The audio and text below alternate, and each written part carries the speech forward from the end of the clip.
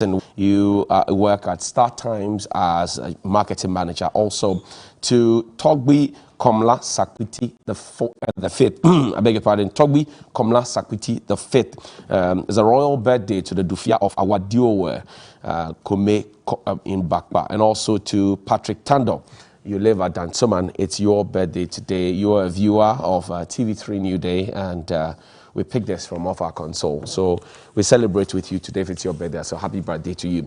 The Finder newspaper, repair of damaged Upper West roads to cost 50 million Ghana cedis, according to Amokwata, who's a roads minister. UTAX strike causing more harm to us than government, according to the students. And Lieutenant Colonel Apia inducted into office as CEO of the whole 66 Artillery Regiment. Institute of Local Government Studies cannot account for 7.1 million Ghana cedis direct cash withdrawals in 2017 and 2018, according to the Auditor General's report. Legon students say they are fully prepared for the exam. The Daily Guide. Abesim Carnival lured victims, cooked for them.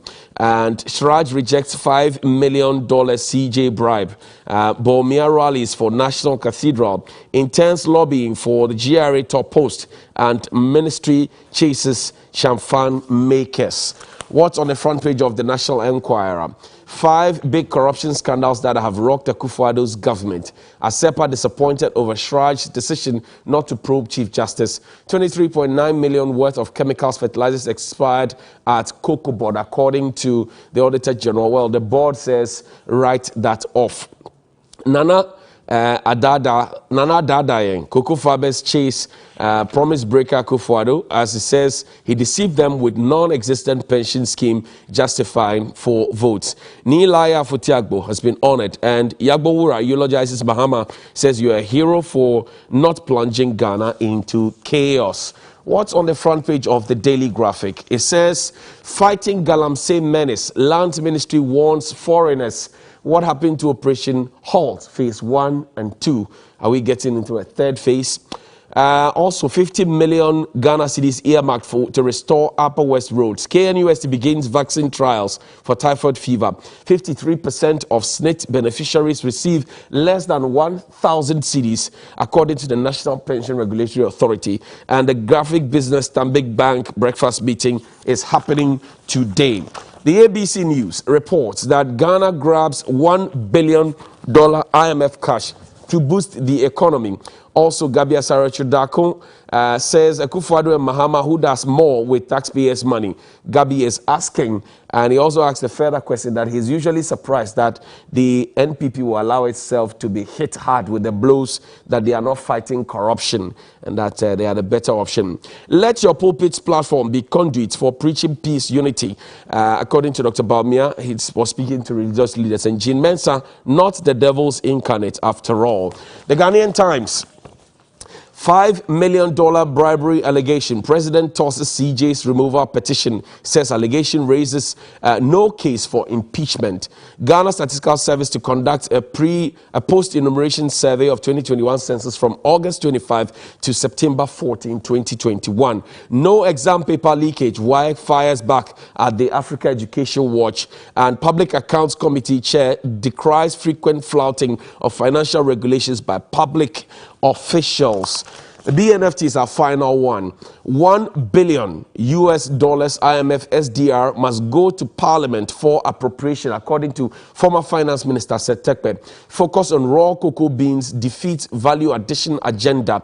Cocoa freight negotiation for next season begins, and Plenty Waka acquires Starbucks, and all set for Made Africa Digital Forum tomorrow. Council, a photo of our Minister for Communication, Esla Usu, and also IDEC Consultant International Limited there. Mr. Yamo is there. Well, Kamaldeen Abdullahi is joining us on the ticket of the NPP.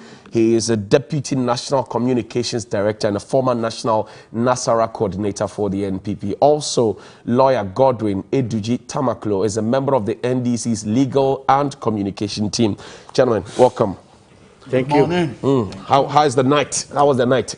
Well, it was well. It was good. Yours too was Second good. day of the week. Yeah. It was solid. Solid. As always. Eduji, John Mahama is going around the country now thanking people. Why did he have to wait for 8 months before saying thank you to the people who he say voted for him?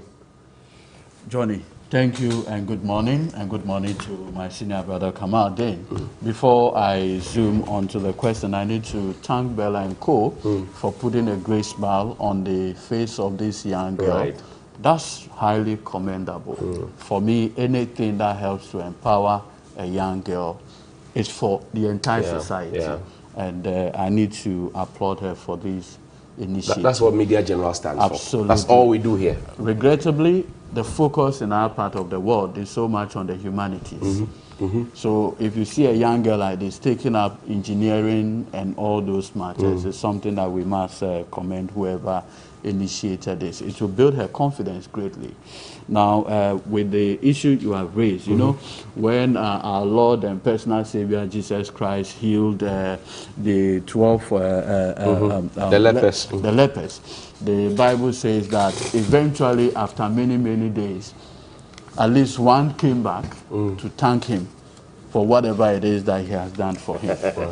Now, if you have a situation where the good people in the last election demonstrated great faith in the promises, the candidature of John Dramani Mahama, the parliamentary candidates that were put forward, we used to have 106 parliamentary or MPs.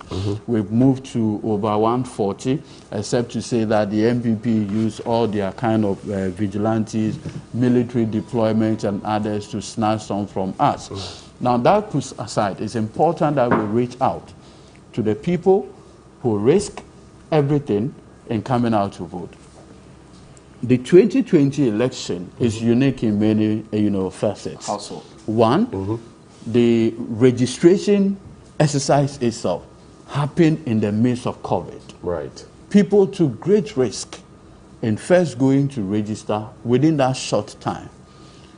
During the election itself, COVID, people took great risk in doing the same thing. And so it's important as a political party to reach out to these people and to thank them. In our part of the society, of the world, even when people attend your funeral, eventually, like we say in the local parlance, if you wake up in the morning and you hear the kukuruku, right, it is us thanking you. When people come to your marriage ceremony, you want to thank them. Right. So it is cultural to thank people anytime they express a certain level. Why is it taking you 8 months to do that? Remember that there was an issue of going to court. Right. That also took almost 3 months. After that, we needed to do a few internal political matters. And so this is the right time for us to reach out. And the reception has been phenomenal. We have met chiefs and people. And in all of this, H.E. John Dramani Mahama has always been telling the good people of this country that look at today's conversation and let's hope for a better future tomorrow. Well, so Mr. John Mahama has been speaking particularly about youth unemployment. Take a listen to this and then we'll take Eduji's thoughts on it and then we'll go to Kamal Dean for a quick reaction. Unemployment is a very serious problem that we confront. And it's not only this government that is confronting the problem. Past governments have had the same problem. I've been president before. And I know that the economy is not creating jobs as fast as we are turning out young people from our educational institutions. And so the solution does not lie in one person's head. And that's why I've always suggested that we are willing as a party to join the ruling party. And let's have a high-level summit on job creation to see how we can come out with a communique on what succeeding governments will do to make sure that our young people can get jobs to do and that we can grow the economy faster and make sure that our people live in decency and dignity. The danger we face in not doing that is that our young people continue to lose faith in our democracy, because then the point they make is democracy doesn't work for us. Why should I come out and vote? It won't secure me a job. That's former President John Mahama there. So he's talking about youth unemployment. Quick question that comes is, why is he now complaining about what he had a chance to rule, to fix? Thank you.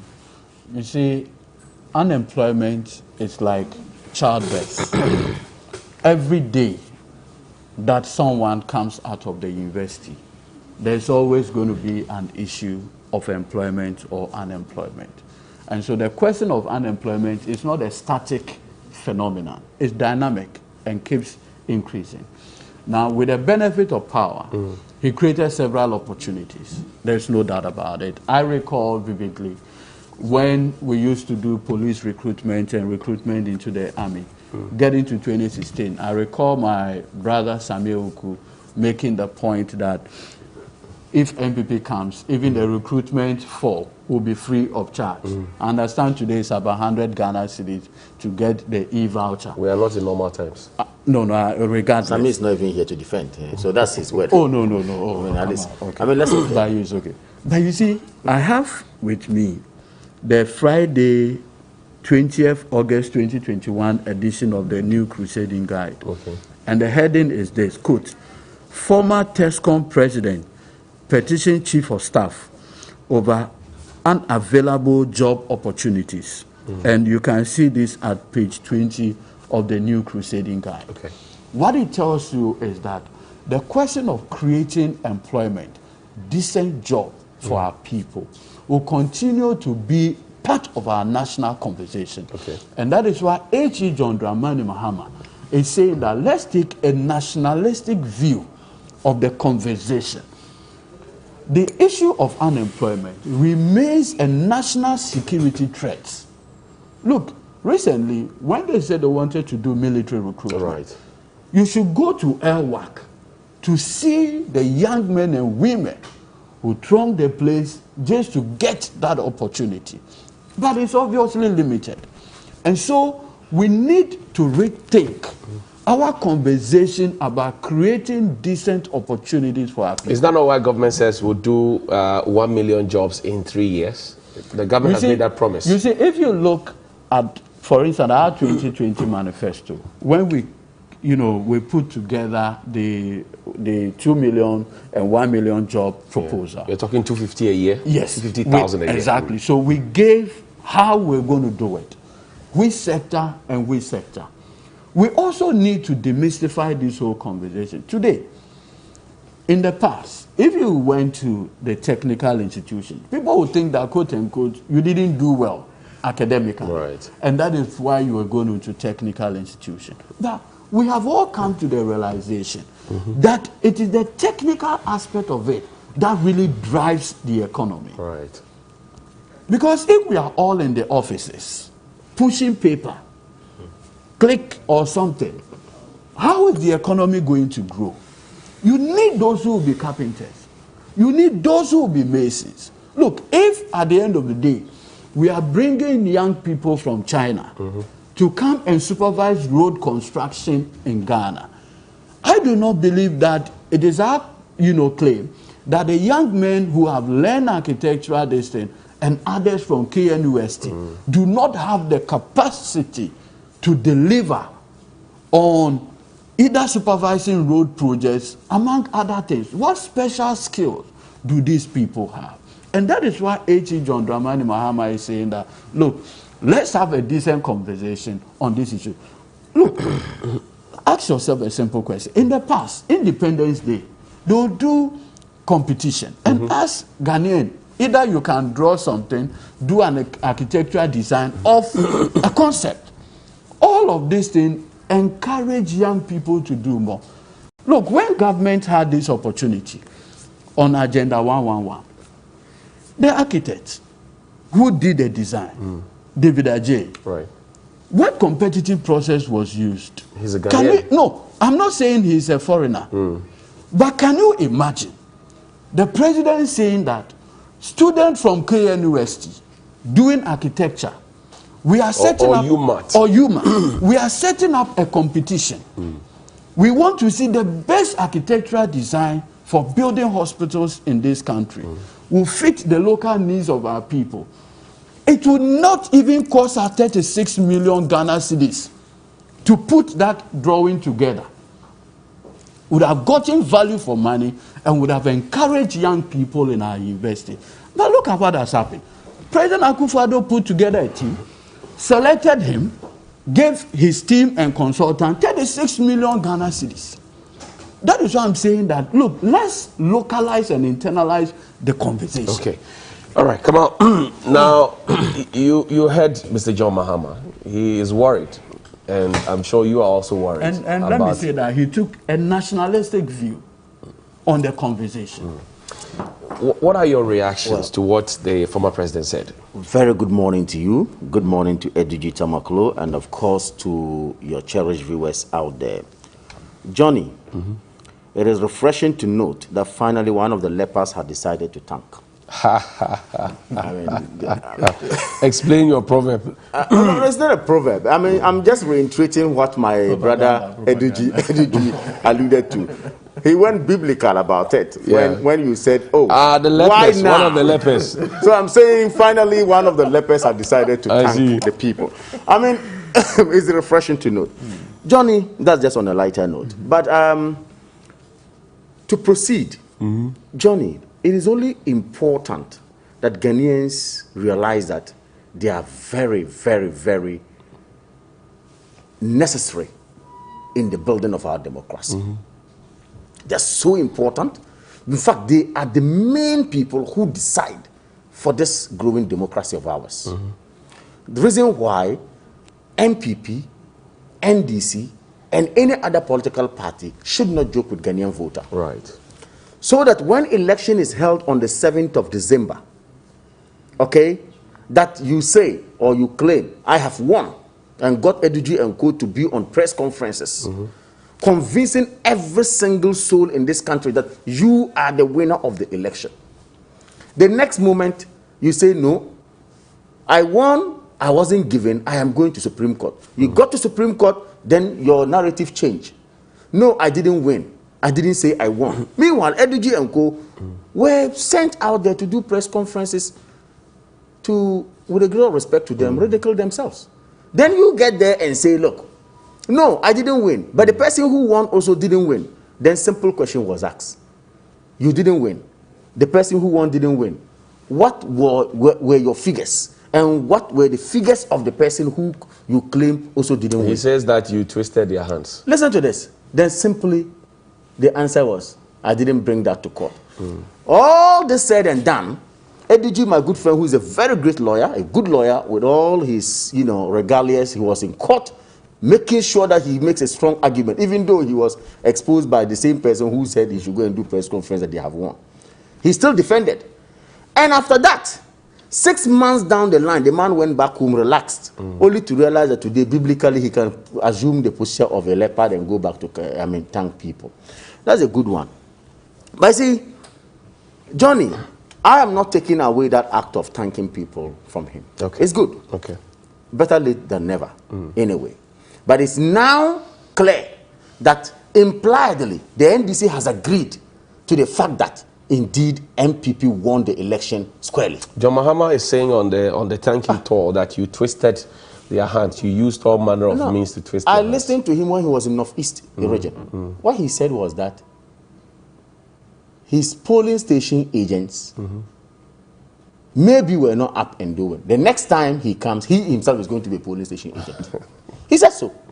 The next time. So I was wondering, of the 36,000 or over 30-something thousand polling stations, is it going to be agents in all the polling stations? But that's for the NDC to decide anyway. That's for the NDC to decide. But see, significance of what he said, youth unemployment, and Edigi ended by saying that indeed he sounded nationalistic on the matter. That's true. Listening to what he said indeed appeared generics and appeared nationalistic. Okay. And said that, look, governments upon governments have created it. Well, you know why he assumed that posture? No.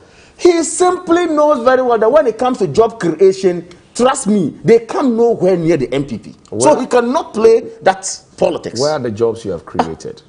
Why? So that when Edigi mentioned it, that day in, day out, we get people coming from the university, and of course unemployment is created because the person is expectant. Is that not correct? Okay. Then we sit down, think about Ghanaians, and said, look, tertiary institutions that we get people coming out, can we set up a model? Is NAPCO not at least helping some of them? It is. It's a form of job creation. In fact, that long-standing policy that we brought, which started with Nana Komia, with National Youth Development Program. That, of course, later on they changed to, JIDA, and from JIDA to YEA. Another wonderful and lofty idea coming from MPP, tailored towards employing the youth of this country, both formal and informal. So, knowing all this, which they cannot point to any way, all you could say here was that, police recruitment, Samuel Oku even said that when they come, the forms is going to be free, but it is 100 cedis today. Is it true? Who says we have not recruited people into the police force? As we speak today, immigration is out there, military is out there. In fact, fire service is out there, all the security agencies. Some clearance has been given by Ministry of Finance for over 11,000 youth to be engaged as we speak right now. So why are people still complaining? Oh, why not? I am only telling you that the gestures of the MPP and past NDC MPP government and present MPP government have taken to ensure, or have made to ensure, that at least the youth of this country indeed are engaged. Is NAPCO not ending? Oh, with a great respect, ending or not ending, there has been beneficiaries, or not. What was the deal? I am saying, ending or not ending, there has been beneficiaries who, of course, through even NAPCO, have been able to get permanent jobs. What was the promise to the NAPCO beneficiaries? It was to get them trained, get them some stipends, get them to prepare their mind, get them to not to stay idle, and get them at least to have hope for the future. And like I said, many of them have had hope for the future, and today many of them have been engaged in one way or the other, and some have come to join the trade. I am saying is that what matters and what is important is that the Akufo-Addo-led administration has not actually gone to sleep on unemployment. John Mahama was to come to the table to have a conversation with the government of the day. High-level summit, he calls it. Yes. What's your response? Why not? I mean, it's like I said, IDG rightly said it. He sounded nationalistic on the matter. Why? Whoever acknowledges that it is important we all come together, then of course, fashion out ideas, see how the youth of this country are going to be engaged. It's a welcome idea. It's not a bad one. But I'm saying that subtly or impliedly, he has just accepted that indeed, when it comes to job creation, trust me, the MPP administrations, past and present, have done better than the NDC. I hear you. That's a fact. I hear you. Let me give you a minute. I'll give you a minute. I'll give Kamal a minute too. You know, this morning. You want to come back? This morning, I strongly believe that my friends should stop communicating, because he's not getting it. Why? He needs a CEO or deputy CEO somewhere. And I want to humbly appeal to the chief of staff to intervene, because he's not getting the conversation. Look, this is not... Look, young people today watching us, they are interested in the job now. You have your minute too. Okay, No. His time is up. So that is the I'll point. give both of you a minute each and then we'll move on. People, like I pointed out, come on. Look at the situation where you say you want to do Agenda 111. You need an architect. Then you go sole source to one person, 36 million Ghana cedis. Imagine opening this thing up for young Ghanaian architects to take part. That is how the conversation should go. Come on, look for employment issues. Do you know? For me, employment issues come out. I have a different, and that is why I associate with a call by HE. When someone gets employed, it is a whole household, it's a whole community that gets involved. So the issue of employment is huge for me. It is not the usual MPP, NDC rhetoric. It's about the survival of the people. Come on. And that is where I want us to take the conversation. That is exactly where I took the conversation. I gave myriads of examples of interventions that we, as a party and government, have made to ensure sustainable. Very. Why not? Okay. Why you has been very sustainable? Come on, you and I agree. Allow him to have his minute. Let's have a conversation. For instance, when you promised NAPCO, it was for 3 years. That's right. After 3 years, you were to what? Push them into permanent jobs. Some have got permanent jobs. How many? Some have. How many? Ask him to give you the number. I will give you the numbers. Don't worry. You see, LDG talks about he giving an example of some architectural job that should have been given. That's a good one. That's not bad. But see, the idea of even building Agenda 111 alone, wait a minute. gives several thousands of people employment in this country. Macy's, okay? Talk about, craftsmen who are supposed to be in the building sector. Talk about contractors. Talk about, name them. Even to the extent that caterers who may be willing to go to those sites to cook for workers and all that. That tells you how we are thinking about Ghanaians and opening up this job creation. So can you tell Ghanaians how much jobs you have created if you are claiming a superior record? To be honest with you, EDG, if we are going to do comparative analysis, tell the people trust me, we have done better than you in terms of job creation. No, tell the people of this country. You know, and I'm telling the people of this country are watching it. They know. That I've just given examples. What series of examples. What job? The clearance we gave recently for the 11,000 people is not going to be job creation. Absolutely, but you absolutely. So even are you claiming superior record? Why? I'm saying. Well, I just mentioned the NYP program, mentioned the YE program, mentioned this NAPCO, and I've mentioned a planting for food and jobs. What we have done the informal sector. You see, all this around, and these are the job. You see why my call for him to be a CEO is germane. Because you see, the truth of the matter is that when we come to job creation, our friends in the NPP quickly say that planting for food and job created thousands of jobs. Of course, farmers, hold on, please calm down. The agriculture minister said it created 745,000 jobs. When you probe that, on what basis did you come to that number? You know their response. No. That even the number of fertilizers that we give per the bags, that's the number of jobs. And it's so fanciful. That is your own explanation. No, that is what your leadership had provided. We never said as so. the 7,000. I am saying that we had registered farmers throughout the country, and they are not up to that number. And those farmers have been assisted in one way or the other with inputs. Okay? Yes. So when you sit here and tell me that we have not created jobs in that sense, of course I disagree with you. Because the farmers are already farming. Come out. No, the farmers are already farming. Come out. I am saying to bring them on board. No, the farmers are already farming. Okay, hold on. Come out. No. But they are farming already. So how are there new jobs? So now for the young people who are watching us now, who are done with school, either nursing or teachers, whoever they are, who are complaining, who don't have jobs now, what hope is there for them? First of all, I just give an example. I'm repeating myself again. The clearance has been given, okay, for some 11,000 young people to be employed. That's one. As what? Of course, other areas, security, education, GS, and of course, is going to be part of it, and of course, a host of others. The point I want to make is that it's a going concern. The president and his administration are conscious about it, and of course working hard towards ensuring that at least we bring down the mark of unemployment in this country, which we have done and we continue to do. Okay, and I said, and I'll continue to say it, that indeed it is an issue that all of us must look at with that nationalistic sense. Okay, just as John Dramani Mahama put it out there. Okay, clearly the young people of this country deserve better. Okay. And they can only claim to have been treated well when jobs are indeed created for them. I hear you. To be engaged. Let's get into and Johnny, just 30 seconds. You see, anytime we have this employment conversation with our friends in the NPP, they quickly tell us that, look, in the public sector alone, they have created over 1 million jobs, right? Then the minister in the media budget presents what you call the total employment within the public sector, ministry by ministry, agency by agency. And the minister in Appendix 7 of the media budget is telling us that the overall public sector employment is a little over 871,000 workers. So if you claim that you have employed 1 million, are those 1 million people drawing salary from the private sector? Look, so your own data you are generating. These are assumptions you are creating. No, yourself. I say Appendix 7. No, Appendix 7 of the media budget is there.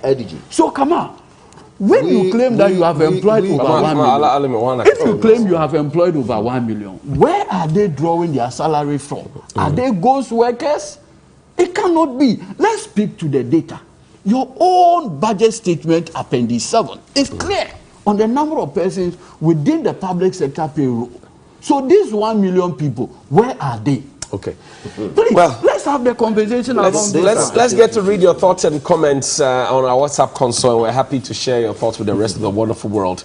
Let's get into the Auditor General's report. I'm reading on the front page of the Institute of Local Government Studies. It cannot account for 7.1 million Ghana cedis. Now, cash withdrawals, illegal withdrawals. It says the Institute of Local Government Studies cannot account for 7.1 million Ghana cedis. Now, 5.8 million Ghana cedis direct cash withdrawals in 2017. A review of their cash and bank transactions revealed that a direct cash withdrawals to the tune of 5.8 million was made in 2017. Also, 1.3 direct cash withdrawals in 2017. Similarly, direct cash withdrawals was done. No supporting documents to back it. Public financial management regulations flouted. Absence of effective supervision by management, and management's own response whilst they were being queried, it doesn't really sit well. So we have lost money as a people. Edgy, I'm sure you've been scanning through the, the Auditor General's report. And for me, the same old issues of cash irregularities, salary irregularities, tax irregularities are recurring. I thought we said we were going to do better to ourselves and with ourselves. You see, this problem is, I'm sure from employment, the next one will be corruption. Our definition of corruption are usually what you call white collar. Procurement breaches, cash irregularities, among other things. And you see, if you look at the findings and conclusions by the Auditor General, who President Akufo-Addo says has done better than Dom Level. The audit report submitted for 2020, if you look at the analysis and comparative analysis, I'll just read something. Okay. Table 2. Right. It says, quote, total irregularity figure of 718 million Ghana cedi for 2016 increased to 12 billion from 700 million to 12 billion in 2017. The irregularities declined by 8.9 billion in 2018 to 3 billion, sorry. However, the total irregularities increased by 81.8% from 2018 figure of 3 billion to 5.4 billion in 2019. During the period ending 31st December 2020, the total irregularities recorded a 135% increase. That is from 5 in 2019 to 12.8 billion in 2020. So now, if you look at the Auditor General's report itself, and relative to MMDCs, state corporations, and all of those things, ministry, departments, and agencies, the overall volume of irregularities is about 12 billion Ghana cedis. That's almost $2 billion. How much is the budget for Agenda 111? A little over 1.6 billion. Yeah. So what it means is that the cash irregularity, the procurement breaches, the volume of all those transactions alone can build 111 hospitals. And we are going to borrow to build. And we are going to borrow to build. Myself and It's instructive what he said. You see, myself and Kamal should be worried. This one, it is not quote-unquote Domelevo's work that you say he's motivated. This one, an Auditor General appointed by President Akufo-Addo. These are his findings. This is the scorecard. We should be worried. And you see, Kamal, this is, and I always make this point. Look, when things work well, if you have hospitals, it's good for all of us. Right. Why should we go and borrow to build hospitals when cash irregularities and all of those things amount to 12 billion Ghana cedis? We are not punishing people enough, are we? No, and the regrettable part of this particular report is that nobody was surcharged. No disallowance. It's just No. In the past, the disallowance and surcharges were associated with the report. There have been some demands for refunds that have been given in the report. No, the law provides a legal regime, and that regime is called surcharge and disallowance. Absolutely. The matter was litigated at the Supreme Court, Occupy Ghana, and then the Supreme Court gave validation to the surcharge and disallowance regime. The Act, the Audit Service Act, also provides a mechanism. Now, the reason for this is that an individual has certain rights of appeal associated with surcharges and disallowances. And so, you need to do it proper, so that if I have a problem, I can respond. I have seen GMPC, for instance, responded. That is not the legal regime. When the Auditor General makes findings, you either apply to set aside the finding by way of a right of appeal. And so when you do things in this manner, it creates a problem that we need to look at. Okay. I mean, that's really how is it that people take monies that they are not supposed to take? They misapply funds that they are not supposed to apply, and all we say is go and pay back the money. Well, does it make meaning to you? You see, last weekend, this subject matter came up briefly in our discussion. Of course, coincidentally, I was still with you were here with I was actually on key points. And I prefixed my submission with recourse to the legal architecture in place. Okay. What have we built for ourselves as a country? What does the Constitution say? And what are other organic laws say about findings of the Auditor General or reports of the Auditor General?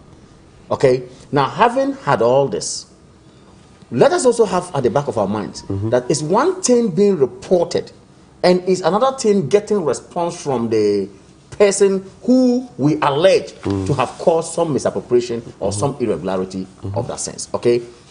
Therefore, it is a matter that has to travel to a particular conclusion.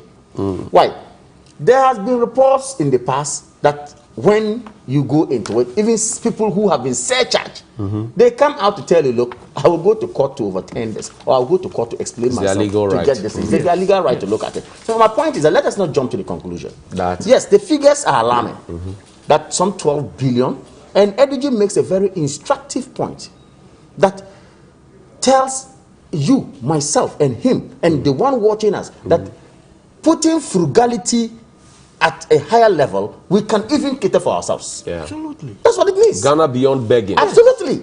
It means that when we are frugal about our physical sector and doing things well, trust me, nobody will sit down like EDG will sit down and doubt Agenda 111. But you see, in a case where you have a Public Financial Management Act, you have all the other supporting sections. You also have people who are paid to supervise, people who are paid to manage, people who are made to look at it. You have an internal auditor in every single government institution in this country.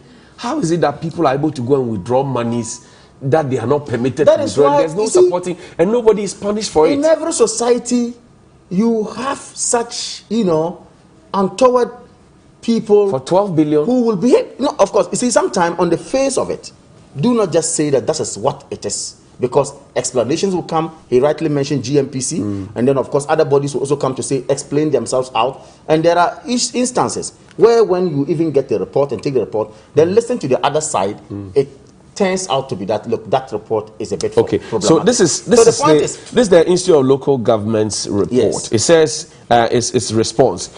When queried, the management replied, among others, that these practices of 2017 and 2018 are being addressed. It said the Institute's Council has taken decisive measures which are being implemented by management, which includes improved internal control systems under the current management, which supervised internal audit for 2017 and 2018, and also flagged out these withdrawals without supporting document. The Institute's management, as well as external auditors, has for over 1 year made strenuous efforts to retrieve these documents, but after back and forth letters and series of meetings with the former officers, these actions have not yielded much.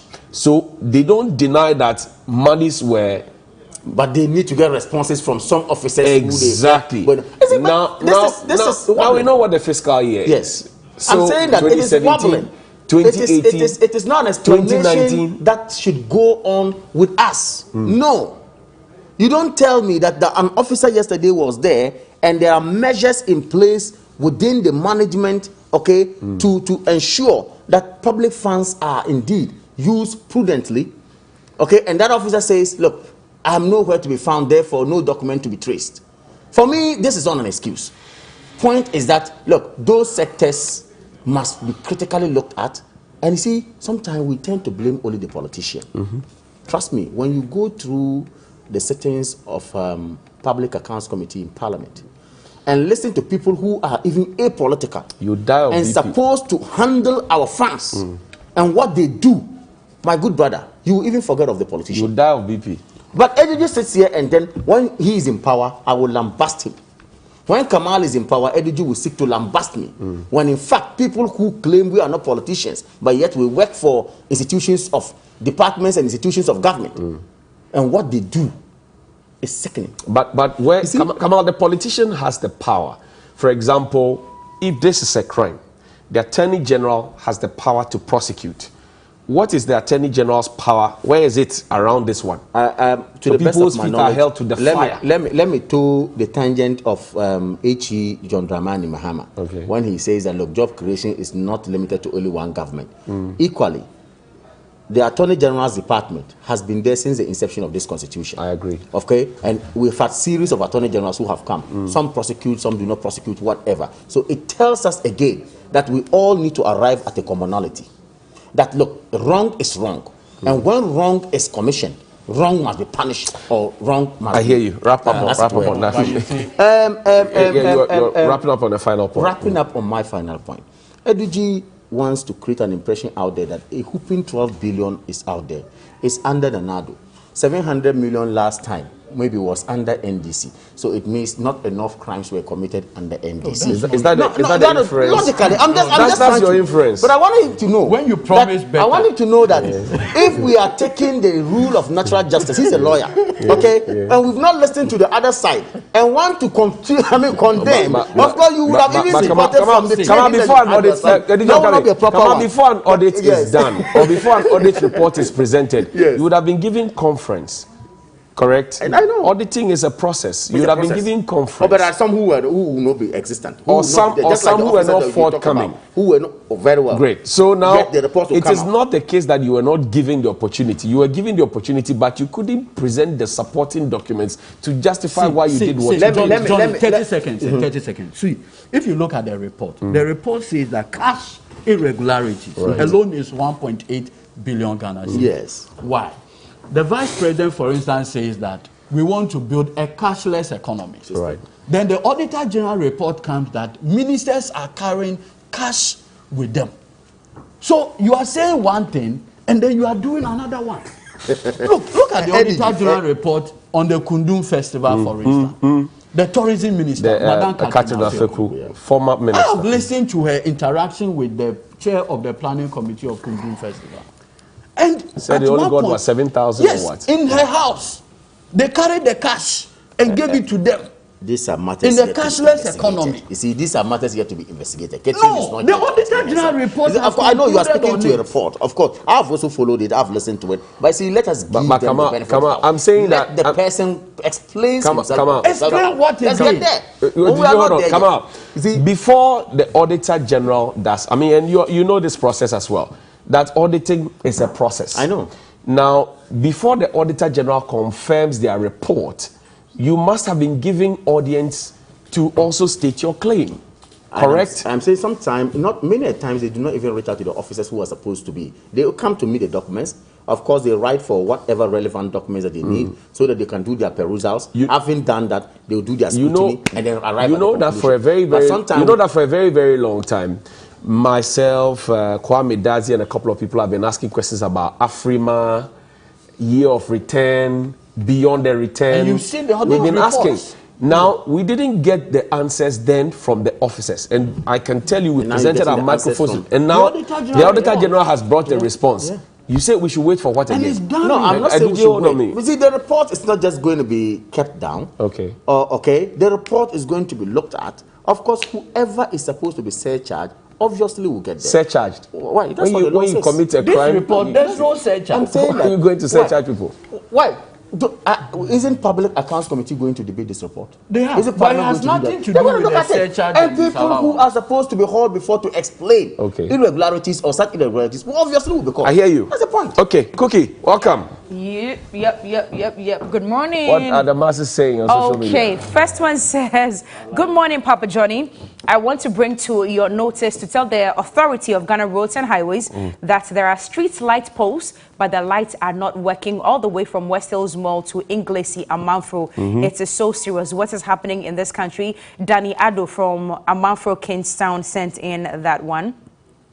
Good morning, TV3. If you want street lights, go to Chebi. That is the only place in Ghana that you can see street lights in this country. Oh, is it? Go ahead. Alex Akofo from Tema sent in that one.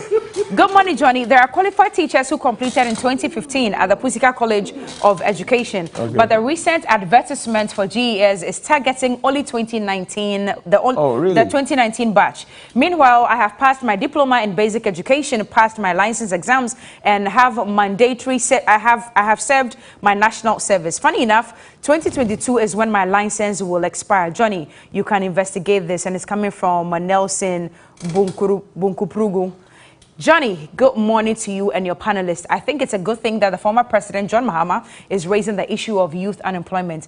This is a huge time bomb that we should all be concerned about. Any lackadaisical attitude towards solving youth employment problems in this country would spell doom for Ghana. Sam in East Legon Hills sent in that one. Good morning, Johnny. Now, when I hear JM talking about unemployment issues, I get very worried. Was he not the same man under whose regime we had unemployed University Graduates Association? Was this idea he's now espousing or not there? He should applaud the current government for doing better than him, even though there's still much to do. NDC lacks good ideas for governance. Abdul Salam from Bimbila. The president of the Unemployed Association, he has a job now. Exactly. Yes, under the regime. Well, Musa Abattoir. So it's not more. Please let me finish my comments and then you can continue. Musa Abattoir in Kumasi says, since Ghana was born, we have borrowed so much under the MPP government. That's all that he's saying. And he says, let us wake from the 2016-2020 sloganeering slumber, jolt and jog them into innovative actions that can save the economy and reduce the suffering of Ghanaians. Good morning, TV3. I wish your name will be increased to TV4 because of your good works. Honorable Kamal Dean, thank you for the fantastic submission. The NDC, led by ex-President Mahama, took us to IMF, where an embargo was placed on employment. We had a collation of unemployed nurses, unemployed university graduates, amongst others, but now most of them are employed, and we don't have such associations. Dr. Baba Zamo, Master Planner, Junior Kintampo sent in that one. Hi, Johnny. Please ask the MPP man when they are going to give clearance to the 2019 nursing assistance batch. We have been home for 2 years. Raphael. Okay, Raphael. So he says it's been done. You're sure about that? Okay. Well, he says it's been done. So where can they go and get it? Oh, why? They will be communicated to, don't worry. Okay. Okay. Last one. Hello, Johnny. Ask the MPP communicator how many of his direct relatives are in NAPCO. How many ordinary Ghanaians can get employed with the 11,000 jobs he's talking of? It is another. Isn't it the children and relatives of the political elite who would eventually benefit from this scheme? Fix the country. Yaucheba for Mampontain sent in. Thank you very much indeed. Let's take the last 2 minutes, talk about the $5 billion bribery allegation. Wow. Yesterday, we read what happened. Then we've heard Mensa Thompson as well. He's not too excited about the decision taken to toss away his petition to get the Chief Justice investigated. He thinks that their rights have been violated, given the fact that the issues he took before Shraj and what he took to the presidency are two separate matters, so he doesn't understand why both have been bunched together. What are your thoughts? I'll give you a minute each, maybe 2 minutes each, and then we'll wrap up. Kamal. Okay. I think, first of all, we are a nation of laws. And properly put, we have so much respect for our constitution, and whatever that we're going to do, certain rights are actually gotten from that same set of laws that we have. Mr. Thompson, as a citizen of this country, of course, has the right, okay, to petition. However, equally, the person who has been petitioned also has a right to respond. The response that the president gave, clearly, with recourse to the procedures that the president followed. Because when you look at Article 146, Clause 3, Clause 4, Clause 5, up to Clause 6, it prescribes the route to be taken by the president when it comes to a petition to seeking to remove the Chief Justice. Of course, the president, after getting that petition, pushed it procedurally, properly, okay, laid to the Council of State. Council of State looked at it. Can we establish a prima facie case in this matter and advise the president? Brought it back. And they describe it as frivolous and vexatious. The report was not, it was confidential. I'm saying that the description given by the Council of State to the president was that that petition was frivolous and, of course, vexatious. Did you see the report? That I read what came from the presidency. Okay. Okay, through his secretary. And, of course, it stated same in it.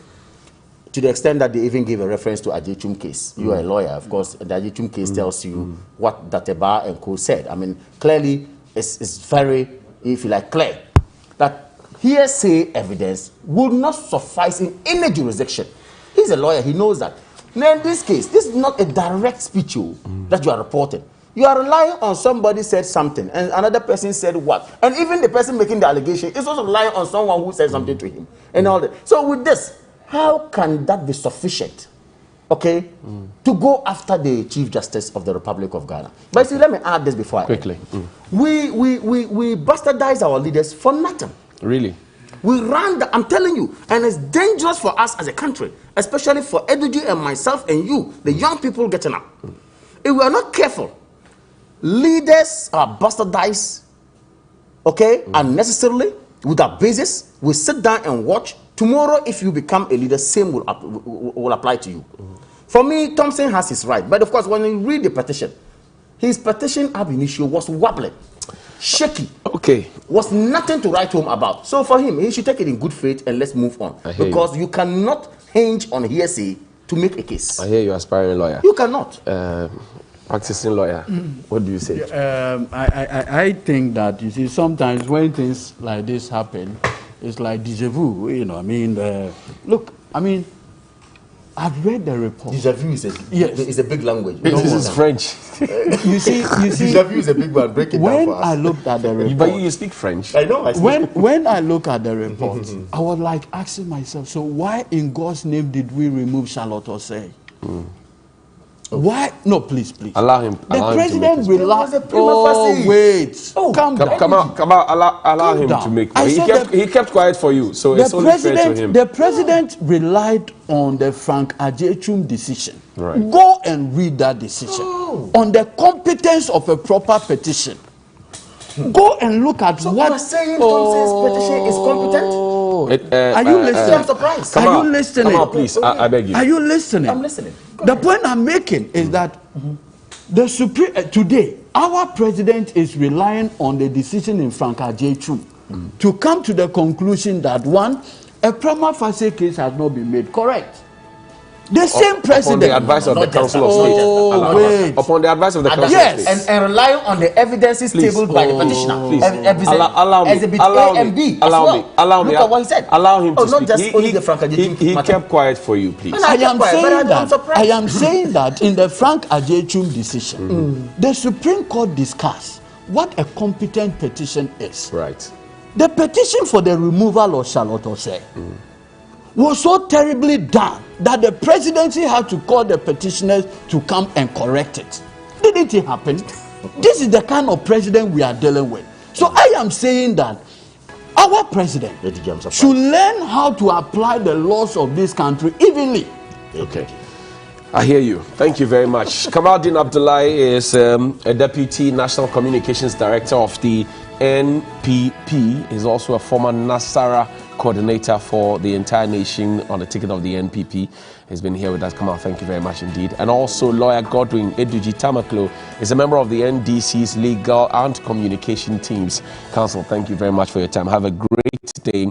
And a happy birthday to George Nash. Also to Sherita Roberts of the GT Bank is from your husband, Kamara. And also to Mrs. Akofa Banson, wife of Mr. Fifi Banson. And also you work at Star Times. You are the marketing manager of Star Times. Also to Togbi Komla Sakwiti the 4th. It's your birthday today and happy birthday to you. Ambassador Sampiale says, Johnny, now it's extremely dangerous to drive on the Kwame Nkrumah interchange. All the street lights on the high bridges are off. I agree. And what happened to all the beautiful lighting systems that were fixed at the former Obra Sport? Kamal.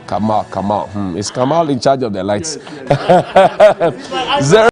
020-985-5696. Again, 020-985-5696. That's for Grandpa Clothing. And I have 2 seconds with you, Mr. President. Good morning to you, sir.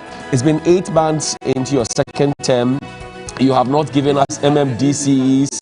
You are handing over to yourself. You have asked people to act. Mr. President, I know you are an astute lawyer. I have read through Article 936. That's the local government law.